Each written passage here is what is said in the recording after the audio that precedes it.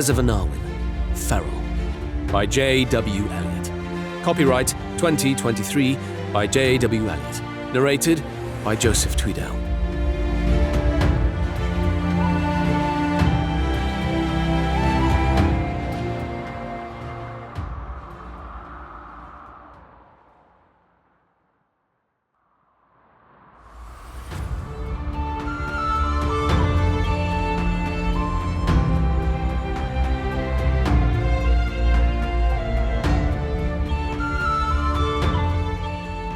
Prologue.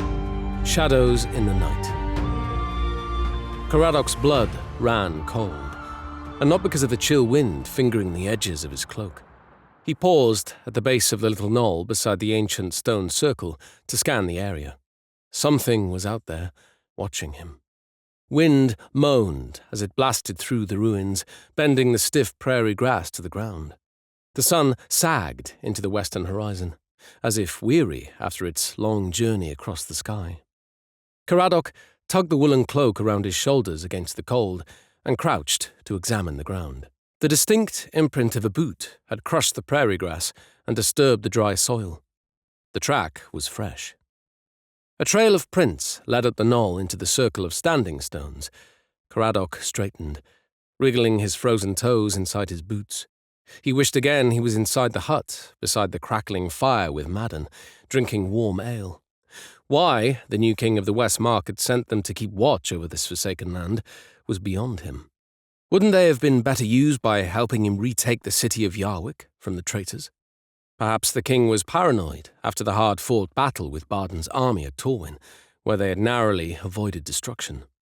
Caradoc and his companions had hunkered down amid the ruins of what had been a large village on the southern edge of the Crimson Plain to watch the south road. 3 guards rotated the work. He and Madden shared the watch during the day and night, while Gethin carried messages back and forth and brought in much-needed supplies. A flash of light danced amid the upright stones. Caradoc's hand drifted to the hilt of his sword, but the faint blue light was gone as suddenly as it had appeared. "Blood and ashes," he breathed. First, the sense of being watched, then unknown footprints, and now ominous lights. Caradoc rubbed his eyes, struggling against the exhaustion and the creeping dread that pinched his stomach. The whole of the southern Crimson Plain had been emptied of its inhabitants for more than 100 years. After the terrible battle at Torwin a few weeks ago, the Inverni all fled farther south, fearing retribution.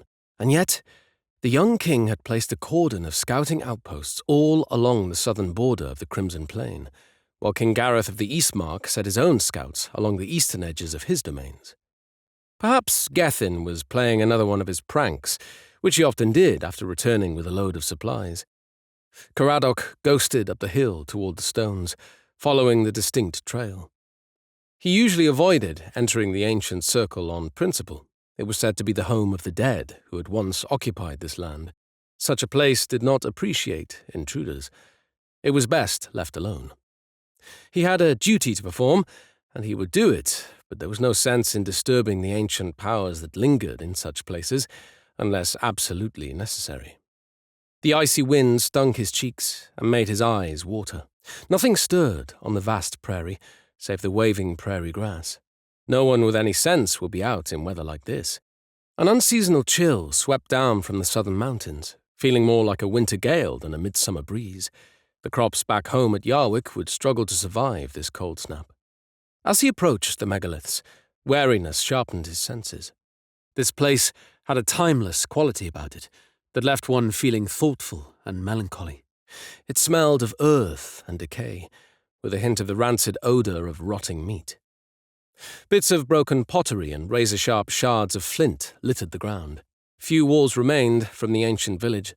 Instead, mounds rose in regular intervals where buildings once had stood. In the centre of the old village, on the round hill, squatted this monument of ancient stones, stabbed into the earth in a wide circle. A shiver swept through him, along with an appalling sense of dread. He paused, crouching low. To his left, 100 paces away, tendrils of white smoke trailed from the chimney hole of the little hut he and Madden had assembled from the remains of several buildings. The sight tempted Caradoc to seek out the warmth, but there was something strange prowling about. He continued uphill until he reached the edge of the stone circle. The greys and browns of the flat stones were interrupted only by the occasional splash of green and orange lichen. Faded etchings of ancient runes and fantastical beasts had been chiselled into the weathered megaliths. The runes meant nothing to him. In his younger days, he had sometimes imagined a world with flying serpents and hulking giants, but he knew they didn't exist. These were matters for lords and the Varanar, not a simple farm boy turned soldier. Caradoc paused again, not wanting to enter the circle. Dread gnawed at him. Where did it come from? He'd encountered Marrowaiths while scouting for the king in the recent battles. This terror felt different. It was less crippling and originated from some sixth sense. A shape wavered by the standing stones on the other side of the circle. It formed and slipped away again, as if something, or someone, was flitting between the stones. Caradoc stiffened and studied the jumble of ruins. It hadn't been a mere shadow this time. A blackbird winged away, driven before the wind. Perhaps that was all it had been. Yet something nagged at him, the way an itch tormented a person until they scratched. The crunch of booted feet on gravel penetrated the howl of the tempest. Caradoc started and gripped the hilt of his sword. Madden wasn't due to relieve him for some hours. A tall figure, wrapped in a black cloak, stepped from behind one of the upright stones. His features remained hidden by a high cowl. The stout figure was the size and shape of Madden. Perhaps Caradoc had read the signs incorrectly. He relaxed his grip on the sword and smiled, ready to greet his friend and companion. But then Caradoc stopped. This wasn't right. The wind didn't disturb this man's robe. The fabric didn't whip about, as one would expect in a tempest like this. The man strode through the gale like it was non-existent, and the grinding of his boots on the gravel sounded unnaturally loud. He also lacked Madden's easy swagger. His walk was stiff and purposeful. Caradoc eased into a fighting stance. Who else could it be? The man shifted, and a gentle blue glow radiated from beneath his cowl. Caradoc crouched low, seeking the shadows, his stomach clenched tight as the familiar thrill of coming battle swept through him. Who or what could this be? The figure stopped a few paces away, as unmoving as the surrounding stones. Wind whipped the brown prairie grass about his feet, leaving his person undisturbed. Caradoc! The voice was low and ragged, like a wood rasp skidding across a board. Goose flesh rose all over Caradoc's body, and he shivered. He straightened, drawing his sword, placing it between him and this strange man to ward away whatever evil was approaching. Who are you? He questioned. What do you want? Come with me, my friend. Caradoc hesitated. He wasn't about to be led off into an ambush. He glanced around, checking for any sign of other attackers. The desolate land was empty and silent, save for the ominous howl produced by the wind. An odd sense of stagnant time washed over him. All existence held its breath, waiting for Caradoc's reply. Where is Madden? He demanded, hoping he might purchase a few moments to decide what to do. Do not worry about him. I have come for you. The man whipped out a thin stiletto blade and threw it, flashing toward Caradoc's heart. Caradoc threw himself sideways, slashing at the flying blade with his sword. He missed, and the stiletto caught in the sleeve of his jacket, nicking his arm. He stumbled and slammed into one of the huge stones. Before he could recover, the man was on top of him, swinging a greatsword in a high arc. Caradoc hadn't seen a sword poking out from the man's cloak. He snapped up his blade in a desperate attempt to deflect the blow.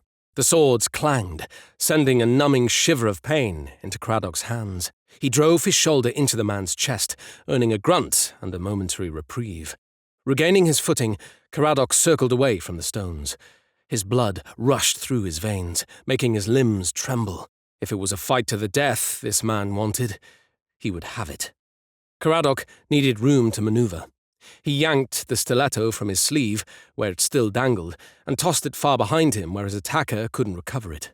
Let us not quarrel, Caradoc, the man said, obviously trying to make his harsh voice sound soothing. Old friends have no need to squabble. Old friends, Caradoc sneered. He had no friends here, other than Madden, who was sleeping off the exhaustion of the night watch beside a cosy fire. Still, that voice was familiar. Caradoc tried to place it, but no, this was an unnecessary distraction. He didn't need to know who the man was. It was enough to know that he meant to murder him. Caradoc would keep his head by not losing his focus. He shifted the weight of his sword in his hand for a better grip and assumed a fighting stance. The stranger flicked his wrist, and another thin dagger appeared in his left hand. He closed the distance between them in one great bound, driving the longsword toward Caradoc's heart. Caradoc swept the blow aside with a ringing clang and reversed his sword for a stab at his attacker's face. The shadowed man avoided it, and the thin blade of the stiletto bit into Caradoc's thigh. He gasped and staggered backwards. I have drawn first blood, the man said. You must yield. What did this man think this was? Some judicial combat or weapons play for sport? He would never yield to someone who had already proven he could not be trusted. The great sword hummed as it swung toward Caradoc's neck. Caradoc ducked and swiped at the man's knees. The man laughed as he leapt to the side and attacked again. There was something familiar about the man's fighting style. Caradoc deflected the charge and kicked the man in the groin. The man grunted and bent forward. Caradoc brought the butt of his sword down with all his strength on the man's head, where the spine meets the skull. A loud crack rang off the walls. The man crumpled in a heap. Caradoc kicked him over and levelled his sword at the man's throat, ready to thrust it home. The man's hood collapsed inward to reveal Madden's face. Caradoc gasped. A chill swept through him. It was Madden, and yet it wasn't. Where his comrade had possessed a swarthy complexion, this man was as pale as a ghost. His skin appeared translucent and waxy, as though he had never seen the sunlight. The once deep brown eyes now stared up at him, vacant in death, with a horrible aqua-blue glow. No, Caradoc whispered. He knelt beside Madden and shook him. Madden did not stir. Caradoc fingered his neck, searching for a pulse. There wasn't one. Madden's skin was ice-cold, too cold for a living person or even one recently dead. Caradoc yanked his hand away and wiped it on his trousers. By the crystal waters, he mumbled. What have I done? Horror boiled up inside him. Something unnatural was at work here. This could not be his friend and comrade. Caradoc would not accept the terrible truth. He couldn't be responsible for killing Madden. He jumped up and raced to the little shelter, ignoring the burning pain in his thigh. Throwing his shoulder against the door, Caradoc burst into the shack. Warm air laced with wood smoke slapped his face, as did the coppery reek of blood. He skidded to a stop. The breath caught in his throat. Gethin, the messenger, sprawled on the floor with his throat slashed open. The oozing cut curved like an awful grin. Sweet Anarwyn, Caradoc whispered. This couldn't be happening. Madden was gone, as were his weapons and cloak. A cup of ale lay overturned on the rough table, staining its wood a dull brown. A pile of roans, the small blue gemstones that served as money all through the lands of Anwyn, lay strewn across the table and trampled into the dirt floor. One stone rested in a blackened hole in the surface of the table and pulsed with a gentle blue light. Caradoc reached out. Before touching it, he jerked his hand back. The hole in the wood was the exact size and shape of the roan, as if it had burned itself into the wood. Was that even possible? Caradoc clenched his teeth and wiped the cold sweat from his brow with a trembling hand. He had killed Madden, his friend and fellow scout on many adventures.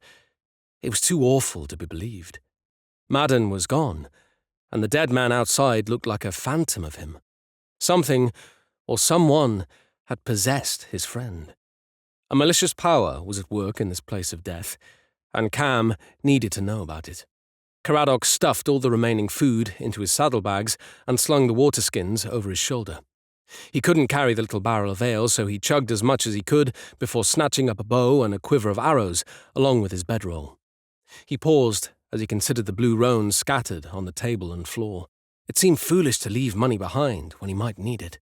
The roans glittered the same shade as Madden's eyes had, and Caradoc couldn't bring himself to touch them. Spinning away from this scene of death, he fled the shelter. The icy wind stole the breath from his lungs as he staggered around to the makeshift corral where they kept the horses, their heads bent to the tempest. Caradoc pitied the poor beasts. Still, he couldn't afford to be soft today. He saddled his horse and set the others free to seek their own shelter before galloping through the ruins and out onto the open plain. The gale blew at his back, shooing him on his way. It would take him half a day to reach the next outpost, and it was already twilight. Daylight faded as he made his way northwest. The ominous red glow of the horizon guided him until it washed away, and he rode on into the gathering darkness. No moon rose to light his way, so Caradoc relied on his memory of the rolling hills and his instincts to guide him.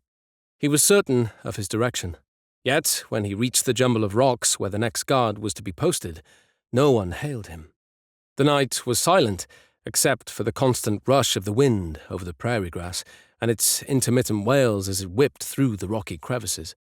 That odd tingle of danger rippled over his skin, and he reined his horse to a stop to listen. Finding no new sounds or scents on the wind, Caradoc dismounted and draped the horse's reins over a shrub, tying a quick clove hitch to keep it there.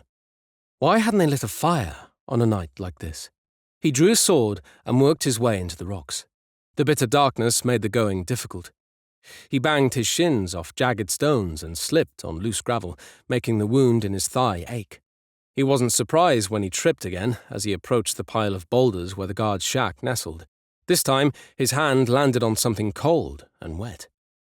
He scrambled to his knees and fingered the object. It was padded linen and had the shape of a man. Revulsion pinched Caradoc's stomach. It was one of the guards. He yanked his hand free with a curse and lunged to his feet, away from the dead man. He wiped the sticky blood from his hands, wrestling with shock and confusion. Was anyone left alive? He crashed into the shack. It was so dark he could discern nothing. He fumbled around until he found the flint and tinder and struck a spark with a steel rod. In his nervous agitation, it took him several tries to get a candle lit from the burning tinder. When he did light one, and the pale yellow flame lit the room, he surveyed his surroundings. The shack was deserted and in a state of considerable chaos. Furniture was overturned and broken, and a trail of blood led out the door. Something or someone was killing the watchman on the Crimson Plain. That was clear enough. But why? Caradoc raced back to his horse and leapt into the saddle. He reined it around when a dark feeling crept over him. The horse shied, and Caradoc squinted into the darkness, trying to see what had frightened it. Above him, not 20 paces away, 2 bright blue eyes peered at him. His horse reared and bolted. Caradoc clung to the saddle, leaning low, giving the horse all the rein it wanted as they swept into the night, fleeing the death that pursued them.